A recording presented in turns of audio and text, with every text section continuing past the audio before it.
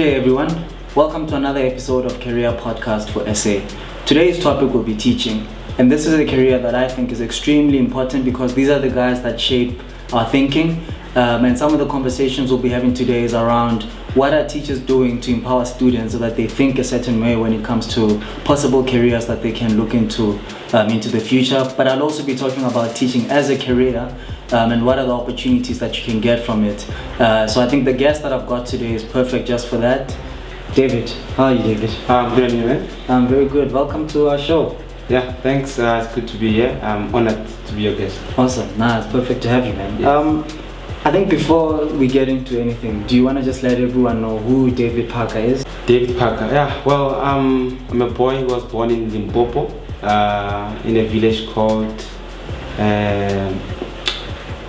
I forgot the village's name, but it's in Amatala. So yeah, a village called Homo School, and I grew up there. I did my crèche there, so I also did my grade 1 there. Then my parents, because they moved a lot, we moved to Mamelodi, Pretoria. So I did my grade 2 until grade 7 in a school called Emasangweni Primary School. And I also, from then, I went to a high school, Solomon Mahlangu Freedom School, did my grade 8. Then I moved to Joburg, did my grade 9 in a school called Rivali. Then I moved to the school where I did my matric, which is Kensington, did my grade 10 until grade 12. Then yeah, from then I took a gap year. I passed my grade 12 in 2011. I took a gap year 2012, 2013. In 2014 I did go to teaching in TUT. So I did my undergrad from 2014 until 2017, Bachelor's of Education. And I am glad to say that I passed my degree with a cum laude. That's how I enjoyed becoming a teacher at that time. I also did my honors from 2018 until 2019. I just completed it in 2019. So I'm a full-time teacher. I started working in 2018 at Kensington Secondary School, which is the school that I did my matric at. So that's David Parker. Yeah, no, that's really good. Look, I think the next question is a bit of a tough one, but look, if you look at teaching at the moment, and you look at the amount of violence that we've seen within schools, and I'm talking about learners to teachers, it looks like the kind of things that would make people think, teaching maybe not so much for me. What are your thoughts on that? It's a challenge. It's tough. Look, I've always looked at it in a sense that probably the background. Actually, it is the background. You look at the areas and the schools whereby those violent behaviors have come to place, and you know for a fact that it's actually the upbringing of kids in certain areas or certain society. So sometimes it's a problem in a society that kids are not taught respect from a young age. So when kids have got problems and they behave badly, as teachers, number one thing that we spot is that there's a cry for help. When a child is behaving badly, you don't shout at them or you hit them or you get mad at them. No, it's understandably a cry for help. So usually those things happen in those I don't know if it's good to say broken societies or communities whereby communities are not working together to raise these kids. So I think if you want to go into teaching, looking at today's life, you shouldn't go there because of you want to be rich or what. No, just go there because of you want to add value to the kids of today. You want to instill something, you want to bring something to the table. You're not just coming because of you want to get a salary and earn a living. No, we are here because of you want to shape the future of our kids. So I feel it's a profession that one can go to if they are really willing to fight these challenges, because these are challenges like any other profession. I don't think any profession or every profession has got it's all smiles and I think these are the challenges that are faced in teaching. So and remember, these are not the only challenges that we face in teaching.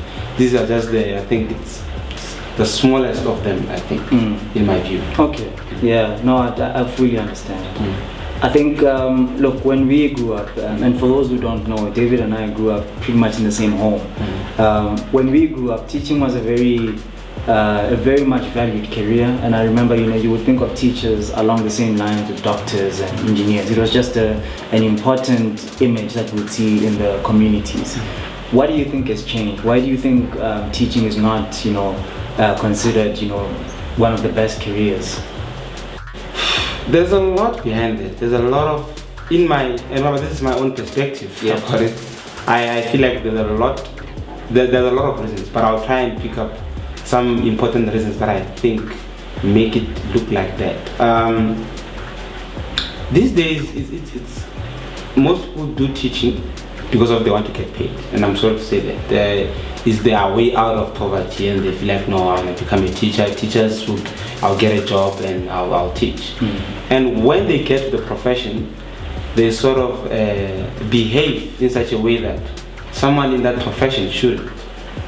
You see, and that problem, unfortunately, is not only in teaching, but it's also in teaching. People become teachers because they want to remove or eradicate poverty in their family, and they end up doing things that put our career into disrepute. So they, for example, date learners, drink with learners at shebeens of some sort. So it's things that are done by teachers of today, usually, that make our career become less important even. So I don't want to even go to the issues of salaries. Maybe they're earning less. Teachers, I think, in my view, they earn a lot. We earn enough to live, to get going and to live. It's just that if you go into a career because you want to be rich, I think that's where you get it wrong. If you want to be rich, I feel like you must open a business and sell something. That's when you're going to be rich. But if you are working, you're going to earn a living and you're going to live.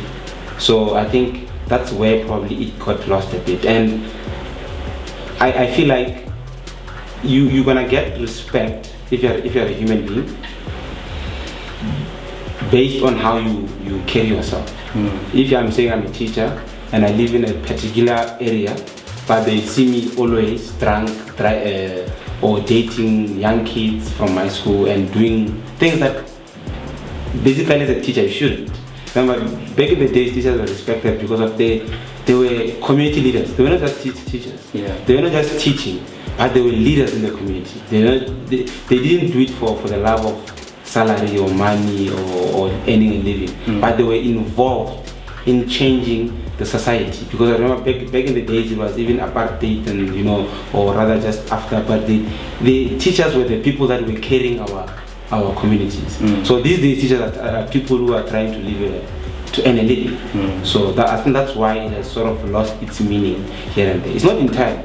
We still have teachers who do teaching, who are educators, or who are not just teachers, but who are really educators. So I think that's where it sort of lost its touch. Yeah, and I suppose, in your context, it's probably going to make our conversation a little bit easier because you are teaching at the school where you were taught. And I want to know from your experience, how do you think you were prepared for, the stage of choosing what career you wanted to get into? And then the second portion of that question would be, what are you doing now to make sure that your learners are better prepared for careers? It's a good question. To me, I feel like schools, or rather the school that I was at, and the school that I'm currently teaching at now, it didn't prepare me much to decide about what I want to do when I finish matric. Hence, I took a gap year. You remember when I told you about my introduction or about my background, it didn't prepare me enough to make me decide what do I want in my life. So I feel like the school that I was at, it didn't prepare me much. So why? It's because of maybe the meaning that of becoming a teacher. Teachers are people that must spot talent. So if you forget that is your duty and you lose it, it becomes a problem, because of now you just come to my class, or rather the class, you teach content, and you don't even check what do we want. You don't ask us. Remember, our backgrounds, our families, we come from maybe backgrounds whereby they just want us to, as long as we are alive, you are fine. in my case now, because I don't want the same thing to happen to me to happen to the learners that I'm teaching. I do try to spot talent. When I see that the child is not good with the maths, but I'm a maths teacher. I teach maths, I teach biology, life science. So when I see that the child is struggling with maths, is struggling with life science, I usually check their report and I check how are they performing with all the subjects. And I ask them to go, and instead of asking them, look, you are performing badly with all these subjects. What do you actually want in life? Why are you performing this badly? Is it because of we can't teach you, you don't understand when we teach you, or what? And in most cases I get an answer that, look sir, I'm not interested in teaching, or rather in learning. That does not interest me. So that's why I'm not performing to the best of my ability.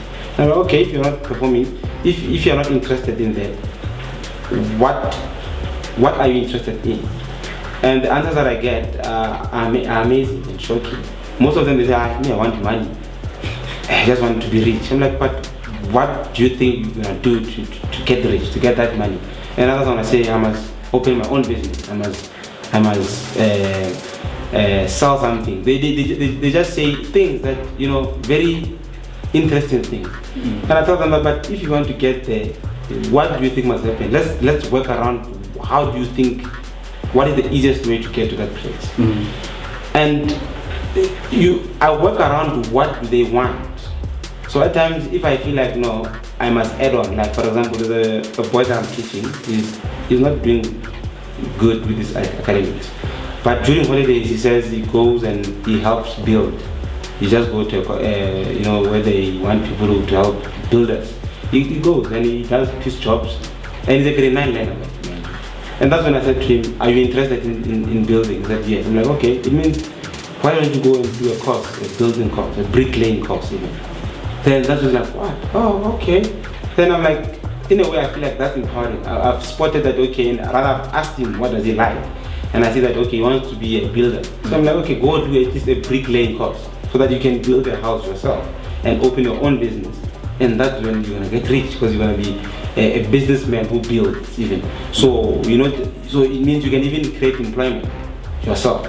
So that's me, because I wanted such teachers in my life.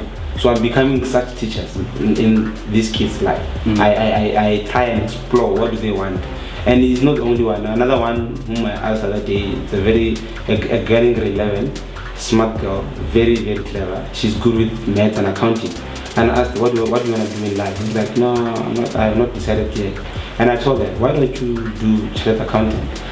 And I know at UJ they specialize in that even.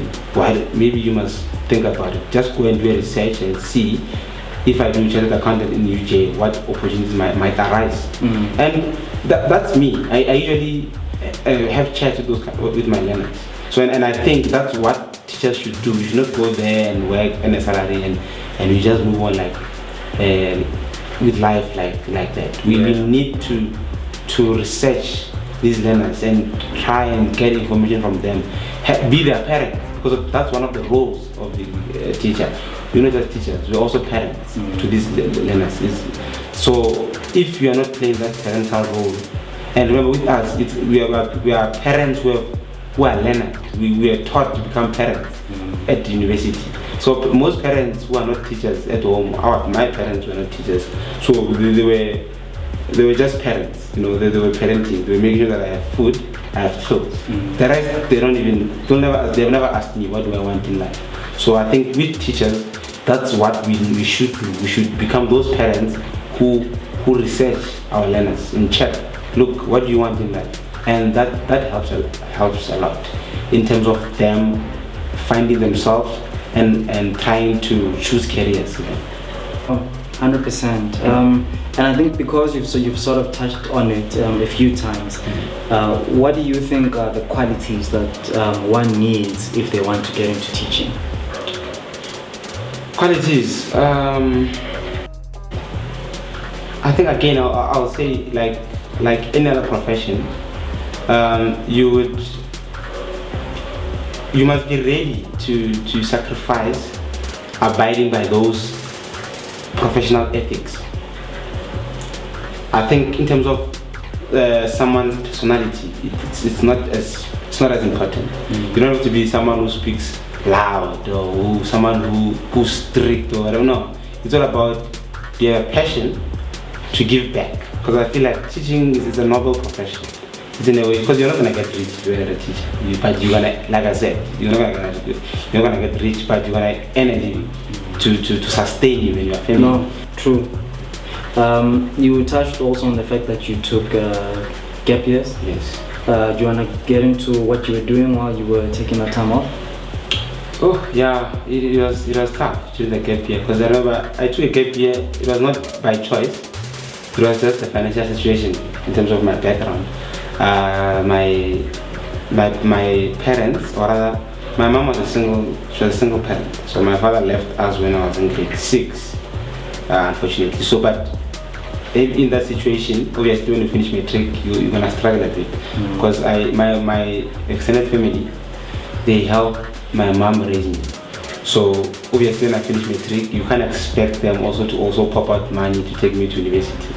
I had to sort of take a gap year and decide and see where can I go. I worked at PEP during that 2 years. I worked at PEP for 2 years, and while working at PEP, I was also doing short courses in college. What was the name of the college? It was Ekurhuleni College. I even forgot the name, but I think it's ECW. I just forgot what is the actual name of that college. But I did engineering N3 course there. But it wasn't my interest, unfortunately. Because I was working part-time. I was working and doing it part-time. So I never got to get the feel of it being interesting. And I remember I also spoke about people going for teaching because of the one like out of poverty. I think in my case, probably that's what happened to me when I wanted to apply for teaching. I applied for teaching because I thought, no, that was one of the easiest ways to get out of my situation and sort of become something in life. So, but I fell in love with it. Unlike engineering, I tried to do engineering, finish my entry course, but I never, because I was not enjoying that. It was not something that, it didn't feel right even. So I was like, no, let me just leave this. So, but with teaching, during the first trimester, not even the first semester, the first 3 months, I saw like, no, this is something that I want in life. I got to understand, because when you are studying a course at TUT, they sort of orientate you about it, and they make you see what are you getting yourself into. And me during that time, I accepted the fact that no, I've chosen a career that wants me to become someone who's gonna try and change people's lives. So yeah, during that time, I think the gap year did help me a lot, because I think if I had gotten my way, I was gonna probably doing a course that I wasn't gonna like, because I always look up to going to work every day of my life now. Because of that, I think that's what's supposed to happen. I enjoy waking up on a Monday. It's like it's so nice. I enjoy that. So I think the gap year sort of prepared me for today. Yeah, no, fully understood. And I guess at this stage, what are you doing? I understand that teaching is a very big part of your life, but what are you doing when you're not teaching? Is there anything else that you're passionate about? I've recently started selling stuff. You said, I said, if you want to be rich, you must sell something. Yeah. So an aunt of mine told me that, look man, why don't you just sell things? I was like, what can I sell? Like, no man, go shop around and see what can you sell to people. So I sell lights. I sell these other lights that use batteries. So I bought them in Joburg, and I sell them. So I go to my colleagues and I'm like, you guys, you know we have got problem with load shedding. So buy these lights, you'll be fine. So that is not the only thing that I do as I sell, but beyond that, I'm also a person who goes to church a lot. I'm very close to my God. I play wind instruments at my church, so I can play a trumpet, a sousaphone, a trombone. I've been playing those things for almost more than 10 years now. So it's one of the talents that I picked up as I was growing. So I think that's what I do. And because I'm a full-time father, I'm always usually with my child if I'm not doing anything else. I think he's my best friend. He's turning 2 in November this month. So he's gonna. I think it's changed my life. I'm not a person who goes out. I just come back home, prepare for the next class, and spend time with him. I try by all means to become a present father, because I think unfortunately for me, my father was not that present in my life, and I'm trying to be a father who's present in his son's life. So I think maybe becoming a parent has sort of, I don't want to say limited me, but it has made me relax a bit and just look at life from another perspective, not just chase after things, a lot of things. But yeah, I'm still in that process of checking what else can I do besides just churching, selling and teaching. Maybe I'll find another hobby, but I hope I do find another thing to do in my spare time. The importance of teaching. I think you did ask about how you think it's important. I feel it's very important. I think what must change in teaching is maybe the approach. Maybe I think if we look at our country, South Africa, maybe we must re-look at this approach of teaching, because of the kids of today. When I was doing my honors, they call them the Y generation. They want to ask everything is why. So it's a generation Y in a way. So they are very, very smart. I don't think I've got this belief that no child is, I don't know what is the word, born dumb, is dumb, or sometimes they say it's stupid. Whatever. There's no such child. Kids of today are so clever. I've got my boy is almost 2 years, but the way he operates my phone, I can't even operate it the way he operates it already now.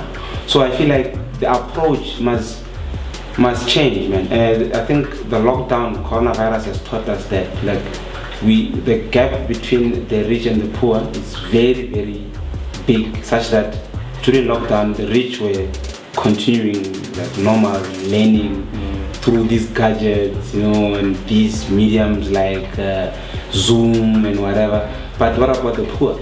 They couldn't even get sanitizers, for example. So I think that must change, man. Every child must have something like a gadget that's gonna help them find out about this information that is there, because today's information is just everywhere. So I feel like if our country gets that right, we're gonna create presidents, not just one president, but presidents of the future.